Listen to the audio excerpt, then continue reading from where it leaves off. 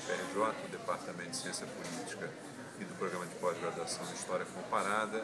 Sou mestre e doutor em Ciência Política e eu considero que o tema do recesso ele foi uma estratégia do governo para tentar recompor a sua base parlamentar. Se eu fosse usar uma metáfora do futebol, eu diria que nós estávamos no primeiro tempo e o time do governo perdia e queria encerrar o mais rápido possível o jogo para tentar recompor a sua base. Se isso vai dar certo, se isso vai ser bem sucedido, nós não sabemos. O fato é que nesse momento o governo vinha sofrendo uma série de derrotas sucessivas.